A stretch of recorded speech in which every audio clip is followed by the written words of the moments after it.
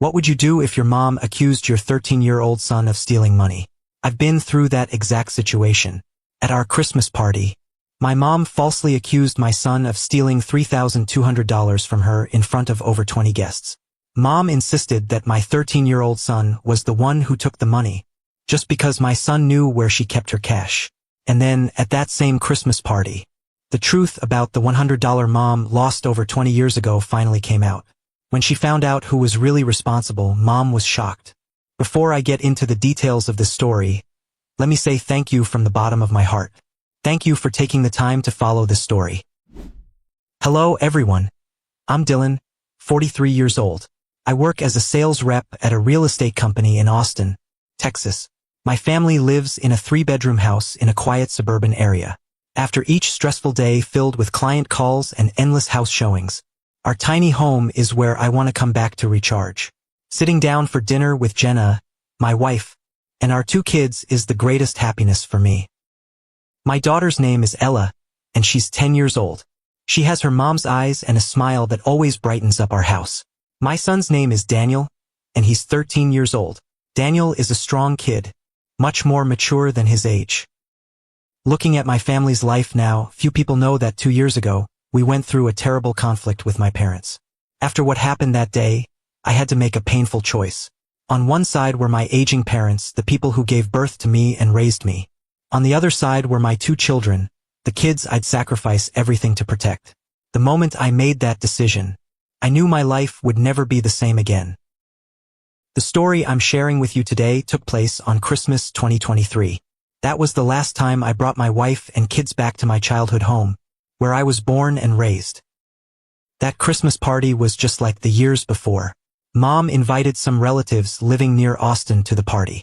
This was a tradition our family had kept for many years, and I never thought that tradition would end in such a painful way. My wife, 2 kids, and I arrived to my parents' house at 5:30 in the evening. By then, about 15 relatives were already there. As soon as I stepped onto the front porch, I could hear laughter and conversation filling the living room, the delicious smell of food coming from the kitchen. Dad and Mom were overjoyed when they saw their grandchildren, Ella and Daniel. Mom hugged Ella tight, while Dad patted Daniel's shoulder with a kind smile. Although we still visit them regularly on weekends, the holiday atmosphere always makes these gatherings feel even more special. That Christmas party also had someone who made my parents incredibly happy. That was Owen, my younger brother. Owen hadn't come home to visit the family for 3 straight years. He always had excuses. Sometimes work was too busy, sometimes he had to travel for business. That's why his surprise appearance made my parents feel like they'd received the most precious gift. While we waited for the food to be set on the table, the conversations of all the relatives revolved around Owen. From work to relationships, from achievements to plans. Seeing everyone's attention on Owen, I wasn't jealous at all. Actually, I was happy that my brother was getting all that attention. Owen is 10 years younger than I am. Due to the significant age gap, he was always the most spoiled child in the family. Even when I was little, I loved him so much. The age difference helped me understand better than anyone about having to give in and pamper my little brother. I used to carry him on my back while running around the yard. I used to stay up late helping him with his homework. And I used to protect him from the neighborhood bullies. However, I was different from my parents in one way. My spoiling of Owen had limits. From the time Owen turned 22, after he graduated from college, I stopped giving him financial support. I wanted him to stand on his own 2 feet, to learn how to face reality instead of always hiding under the family's shadow. During that Christmas party, according to Owen's account, he was working as a financial director for an organic food company. His income was up to nearly $100,000 a year. He discussed business trips to Europe, meetings with major investors, and the luxury apartment he'd just purchased downtown. Hearing my brother brag about his success, I was thrilled. I was proud that the little kid I used to carry around had grown up and become successful. I had no idea that all that bragging was just a flashy shell hiding the miserable failure inside. After 6 o'clock, the party began once all the food was set on the table. That Christmas, Mom had cooked so many dishes that the whole family loved. Golden roasted turkey with fragrant bread stuffing, smooth mashed potatoes with rich gravy, fresh mixed salad, sweet pumpkin pie for dessert. Speaking of cooking, my mom was even better than restaurant chefs. She could turn simple ingredients into amazing dishes, and Christmas dinner was always the perfect opportunity for her to showcase that talent. In the first 40 minutes of the party, the atmosphere was incredibly cheerful.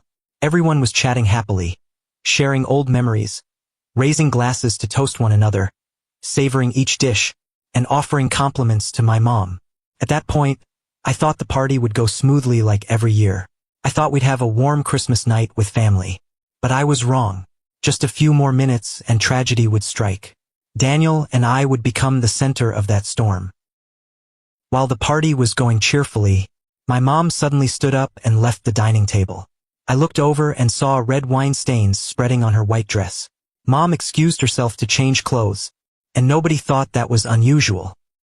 About 10 minutes later, Mom came back to the party room. The moment I saw Mom, my heart suddenly started pounding. Her face was pale, her eyes wide with panic, and her steps were unusually hurried. I put down my fork, my gut telling me something was wrong, and then, Mom's following action left me speechless. Mom walked straight to where my family was sitting. She didn't look at anyone except Daniel. Then she screamed in a shrill voice that tore through the peaceful atmosphere of the party. "Daniel, please return my $3,200 to me immediately. Hurry up." Mom's scream made everyone freeze.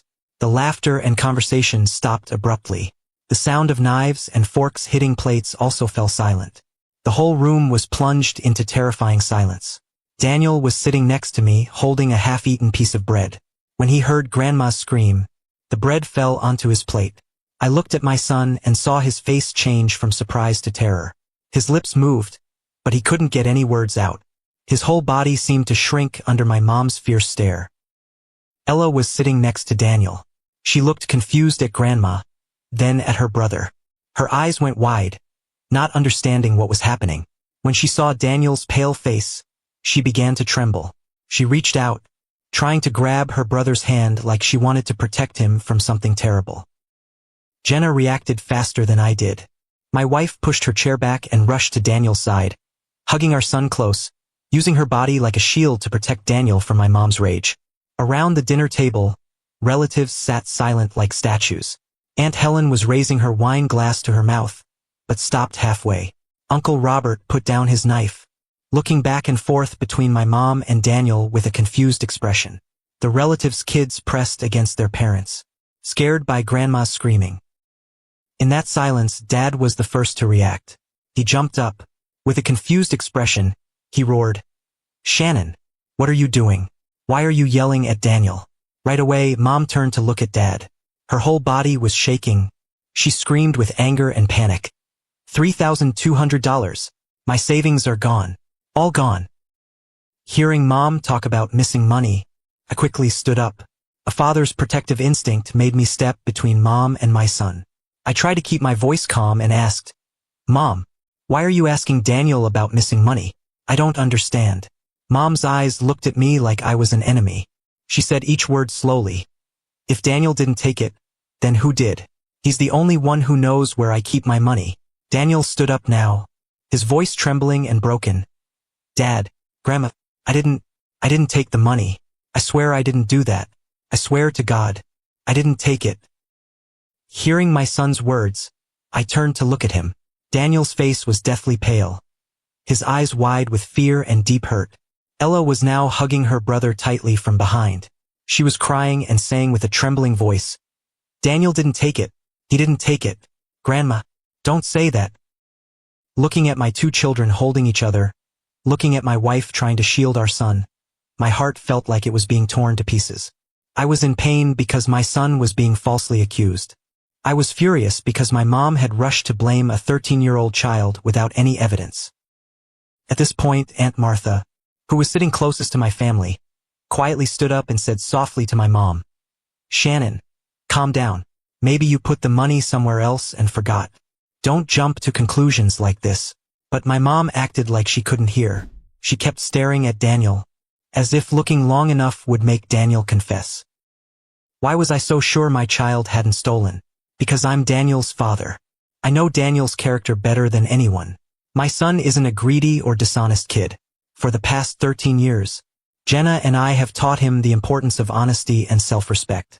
We've taught him that a man's honor is worth more than any amount of money. And I know my son has absorbed those values. In that chaotic moment, I caught a glimpse of the future. I knew that no matter how this ended, my family would never have Christmas dinners together again. Something had broken, and I wasn't sure it could be fixed. During the tense atmosphere, Dad stepped closer to Mom. He put his hand on her shoulder, trying to keep his voice calm, and said, "Shannon, calm down. Did you look carefully? Did you put the money somewhere else?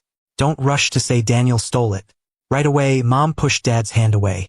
She screamed, "I already looked everywhere, searched all over, turned the whole room upside down. Only Daniel knows where I keep my money.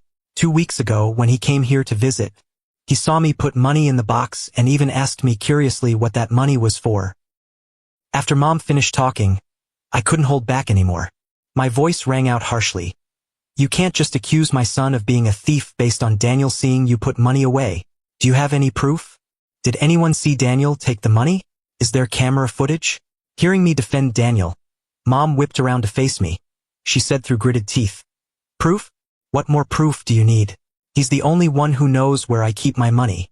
He even asked me what that money was for. If it wasn't him, then who?" Aunt Helen stood up now, trying to calm the situation. She gently said to my mom, "Shannon, calm down. Daniel is your grandson. There must be some misunderstanding. Let everyone help search again." Uncle Robert also spoke up, his voice deep and slow. "Shannon, I think you should reconsider. Accusing a child without evidence is very serious. You might have put the money somewhere and forgotten." Even though the relatives had tried their best to persuade her, my mom didn't change her mind. She stood there, chest heaving, eyes still staring at Daniel. She shook her head and screamed, "No need to search. I know for sure he took it. If you all don't believe me, fine. But I know the truth." Mom's stubbornness and unreasonableness were pushing everything to the edge. I shouted, "Enough. If you're so sure, then call the police. I'm not scared. I trust my son. Do you dare call the police?" My words made the whole room go dead silent. Everyone looked at each other with worry and unease. No one expected the Christmas party to turn into a nightmare like this. My mom stood there, breathing heavily. I saw her thinking, weighing something in her mind. Then she pressed her lips together, and her eyes became cold and cruel. And then, Mom responded with words that shocked me deeply. "No need to call the police. I am certain that Daniel stole the money. He's just like you, Dylan. You used to steal when you were 20, remember? $100 of mine." Each word she said was clear and cold. A few seconds later, Mom continued, "A thief's child is also a thief. Stealing blood runs through your veins, and you pass that blood to your son." At that moment, the world around me seemed to stop. I looked at Mom, the woman who gave birth to me, who raised me, and I realized that for over 20 years, in her heart, I had always been a thief.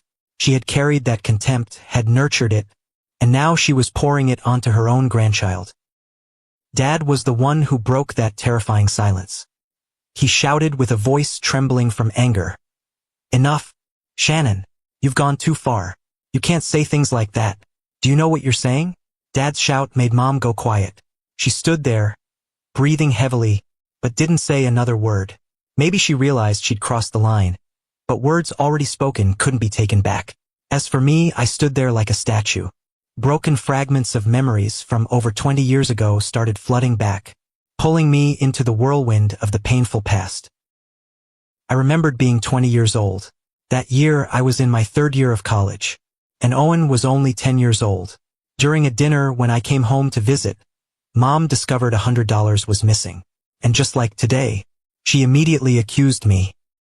No matter how I explained, no matter how I swore, Mom didn't believe me.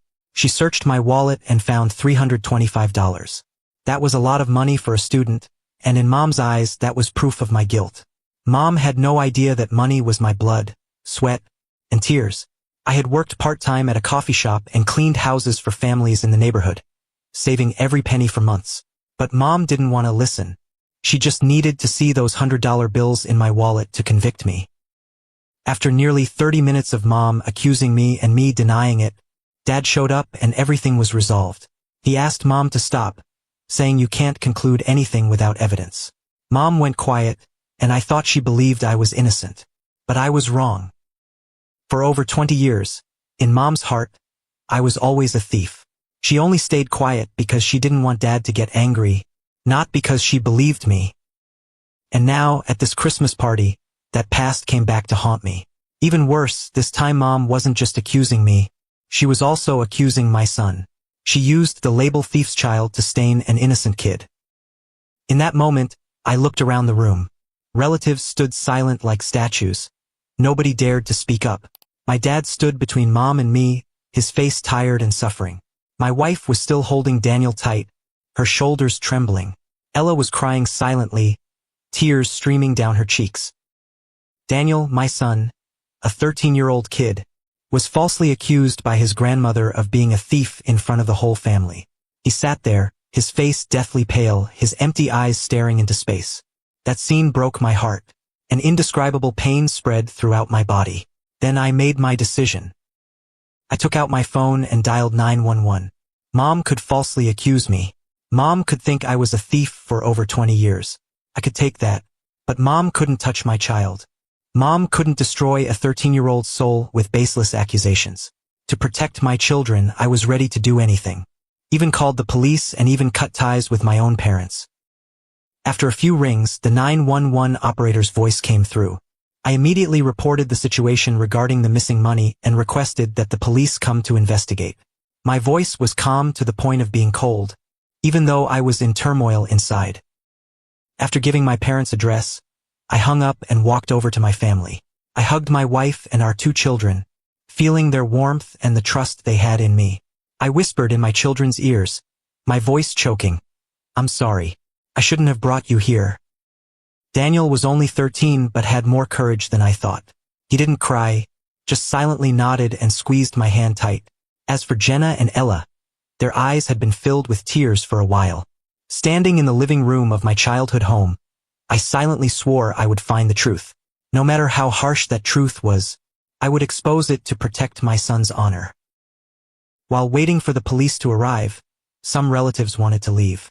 They didn't want to get involved in my family's drama. They tried to get out of here as fast as possible. But I stopped them. I asked everyone to stay seated. Nobody was allowed to leave until the police arrived. They looked at me with displeasure, but nobody dared to object. Maybe they saw something in my eyes that made them silently obey. After 15 minutes of tense waiting, the sound of police cars parking outside the house rang out. Right after that, 2 officers walked in. 1 male and 1 female. They observed the room with professional eyes, noting the tension on everyone's faces. I stepped forward and introduced myself as the person who called. Then I told the whole story from beginning to end. I mentioned that my mom discovered $3,200 missing. I discussed her accusation against my son without evidence. I spoke of the cruel words she used to insult a 13-year-old child in front of the whole family.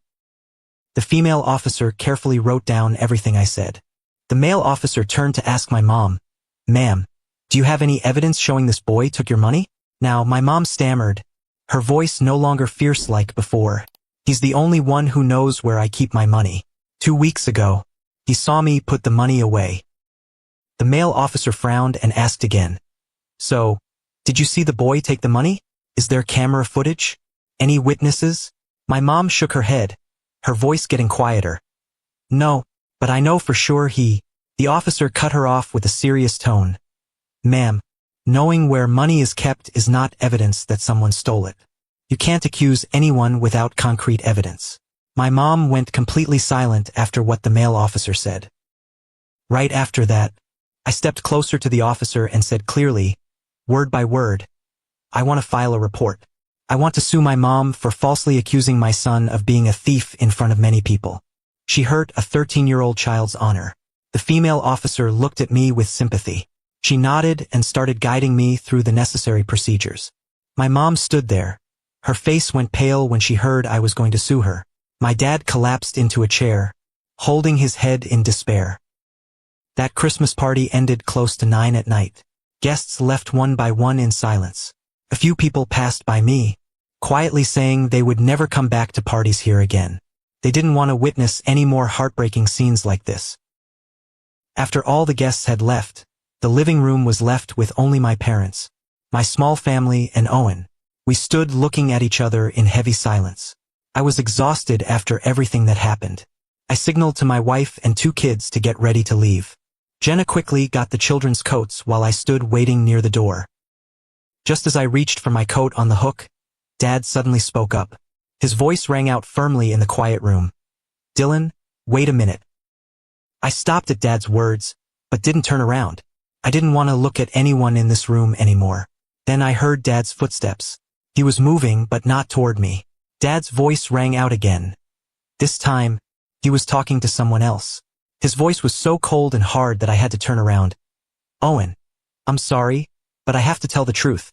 Please give me the $3,200. Right now." Dad's words left me speechless. I looked at Owen. He was standing by the dining table.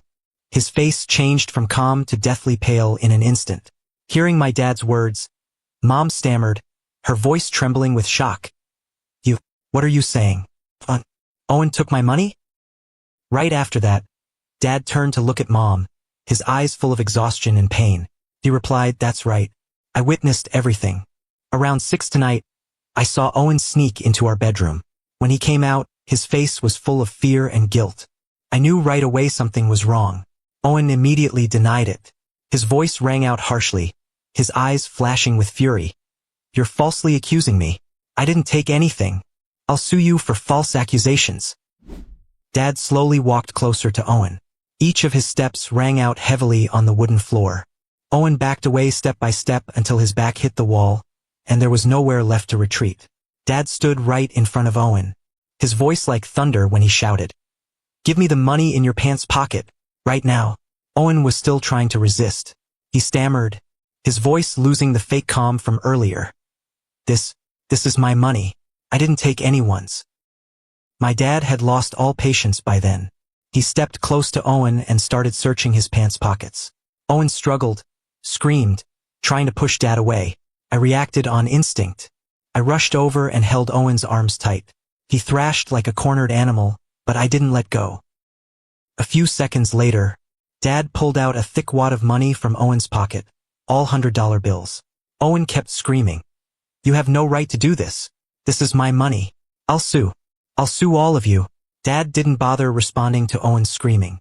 He handed the money to my mom with a brief tone. "Count it." Mom's hands were shaking when she took the money. She counted very slowly, bill by bill. The room was so quiet I could hear the rustling of paper in her hands. Almost a minute later, Mom's voice came out as a whisper like a final breath. 32 bills. Exactly $3,200. After that statement, Owen went silent. All his resistance vanished. He stood there, head hanging down, no longer daring to look at anyone. After everything was clear, Dad turned to me. His eyes were red. His voice choked. "Dylan, I'm sorry. I'm sorry to Daniel and Ella. I should have told the truth from the beginning. I wanted to give Owen a chance to confess himself, but he let things go too far." Hearing Dad's words, I didn't feel relieved. Instead, a terrible anger erupted inside me. I shouted in Dad's face, "Enough! You're no better than Mom. You knew Owen was the culprit from the beginning, but stayed silent while Mom accused Daniel. You let your grandson be humiliated in front of the whole family." I paused for a second to catch my breath, then continued with a voice full of bitterness. "And not just today. When I was 20, you did the same thing. You saw Owen steal Mom's $100, but you covered for him. You let Mom think I was a thief for over 20 years. My words shocked Mom. She stood there, looking at me, then Dad, then back at Owen. As for Dad, his eyes went wide with amazement. A few seconds later, he stammered, asking me, How do you know about that?" Seeing Dad's surprised attitude, I looked straight into Dad's eyes with disappointment and replied, "That night, I heard the conversation between you and Owen. Owen was only 10 then, and you scolded him very harshly. But despite scolding him, you still hid the truth. You let Mom think I was a thief for over 20 years. My dad couldn't say anything more. He looked at me with eyes full of guilt and regret. then quietly said, "Dylan, I was wrong. I'm sorry." Hearing those apologies, I smiled bitterly. Too late. Everything was too late. I didn't say another word. I turned around, put my hand on my wife and children's shoulders, then led them out of that house. When I stepped through the door, I didn't look back even once. The days following that Christmas party passed quickly, like a whirlwind. Child Protective Services became involved immediately after receiving the report from the police. They conducted an investigation and confirmed that Daniel had been falsely accused and humiliated in front of many people. Based on the investigation results, the court issued a temporary restraining order. My parents were banned from approaching or contacting Ella and Daniel until the official court hearing took place. Also, that afternoon, my dad took Owen to the police station himself to report his theft. He gave testimony against his own son.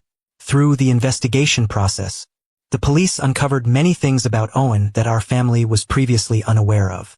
He didn't have the high-paying job he'd bragged about. In fact, he'd been unemployed for almost a year. The luxury apartment, the business trips to Europe, the meetings with big investors, all of it was just made-up stories. Owen had been living off borrowed money for months. $3,200 was the amount he stole from Mom because he couldn't borrow from anyone anymore. 2 months later, the court hearing took place. There were 2 cases tried on the same day. The first was me suing Mom for falsely accusing and humiliating my son. The second was Owen being prosecuted for theft. During that court hearing, when the judge asked me about compensation demands, I stood up and said clearly, "Your Honor, I don't need any financial compensation. The only thing I'm asking for is a permanent restraining order. I want my parents and my brother banned from contacting my 2 children for the rest of their lives." My words silenced the entire courtroom. My mom sat in the back row, her face crumpled when she heard my request. Then she turned around, her red eyes looking toward Daniel and Ella sitting next to Jenna. Her voice choked as she begged, "Daniel, Ella, don't do this to me. I'm your grandma. I was wrong, I know that now. Please forgive me." Hearing my mom's pleas and apologies, Daniel sat quietly for a few seconds. Then Daniel stood up. His voice rang out in the courtroom, not trembling at all. He said to my mom, "I don't have a grandma. No grandma would falsely accuse her own grandson of being a thief in front of the whole family." After hearing her brother finish, Ella also stood up. She held Daniel's hand tight, her voice clear but determined. "That's right, we don't have a grandma." My 2 children's words made Mom sob uncontrollably. She collapsed, her shoulders shaking in waves, her crying echoing throughout the room. My dad sat next to Mom, his head hanging down, not daring to look at anyone. The judge banged his gavel to keep order in the courtroom. After everyone was quiet, he announced the verdict. My request was granted. My parents were banned from contacting Ella and Daniel for the rest of their lives. They couldn't come within 500 feet of my children. They couldn't call, text, or contact them in any form. Owen was sentenced to 3 years probation for theft. He had to repay all the money he had taken and be under government supervision. After the court session ended, I stood up and led my wife and 2 children out of the courtroom. When I walked past the row where my parents sat, I didn't stop. I could feel their eyes following me. I heard Mom's choked sobs, but I didn't turn around. Some wounds are too deep to heal. Some broken trust can't be mended. And some decisions, no matter how painful, still have to be made to protect the people you love most. 2 years have passed since that day. My family's life is now peaceful and happy. Daniel is 15 this year in high school. He's taller, more mature, and most importantly, he's overcome the pain from 2 years ago. Ella is still cheerful and innocent as always. She no longer mentions grandma or grandpa, as if they had never existed in her life. Jenna and I still love each other as much as we did on the first day. Perhaps the challenges helped us bond more closely. Possibly, when facing the storm, we learned how to hold each other's hands more tightly. Through the story, I want to share with you 4 lessons I learned from my own experience. First lesson: never accuse anyone without evidence. If you suspect someone, try to find out the truth in a calm manner. Don't rush to conclusions based on feelings alone. A wrongful accusation can destroy a whole relationship and leave lasting scars. Second lesson: don't cover for your children when they do wrong. Covering up isn't love. It's destruction. When a child does wrong and doesn't face consequences, they learn they can get away with it. They'll continue to make mistakes, and each one will be worse than the last. Owen went from stealing $100 at the age of 10 to stealing $3,200 at the age of 33. All because my dad didn't dare teach him a lesson from the beginning. Third lesson. Always stand by your children when they're mistreated. Remember that children need to know they have a safe place to return to. They need to know that even if the whole world turns its back on them, their parents will still be there for them. That trust is the foundation for a child to grow up healthy and confident. Fourth lesson. Forgiveness is your right, not your duty.